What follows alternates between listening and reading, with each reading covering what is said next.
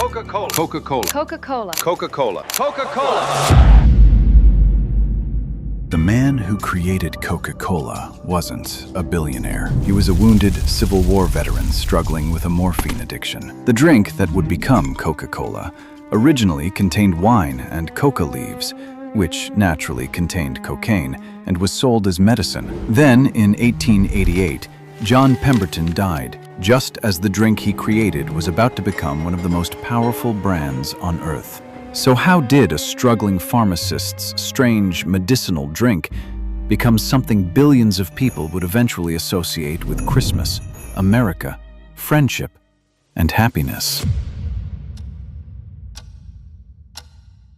It started in Atlanta in the 1880s, when patent medicines were everywhere. Pemberton had been badly wounded during the Civil War and, like many patients of the era, became dependent on morphine.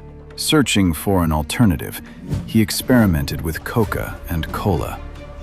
He created Pemberton's French wine coca, a tonic inspired by a popular European coca wine. Then, Atlanta moved toward prohibition. Pemberton needed an alcohol-free version. Wine disappeared. Sugar syrup and carbonated water took its place. His bookkeeper, Frank Robinson, suggested a name built around two key ingredients: coca leaves and cola nuts, Coca-Cola. But the first year was hardly an empire.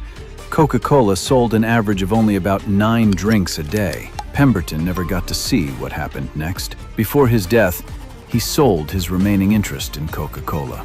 Over the next few years, Atlanta businessman Asa Candler acquired control for a total of about $2,300. And Candler understood something Pemberton never had time to prove.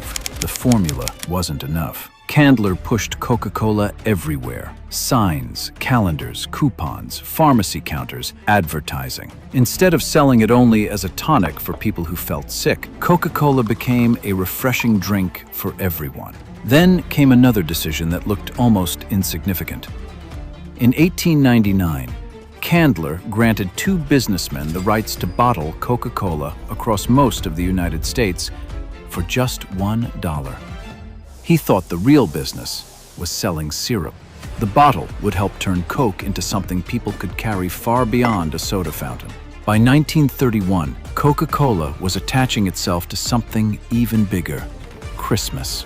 The company commissioned illustrator Haddon Sundblom to paint a warm, human, red-suited Santa enjoying Coke. Coca-Cola did not invent Santa or his red suit, but those ads helped cement the familiar modern image in popular culture. But Coca-Cola's biggest expansion came from somewhere far stranger than advertising: war. During World War II, company president Robert Woodruff ordered that American servicemen should be able to buy a Coke for 5 cents wherever they were stationed. To make that possible, Coca-Cola built bottling operations close to military fronts. By the end of the war, 64 bottling plants had been shipped overseas, and American troops had consumed more than 5 billion bottles.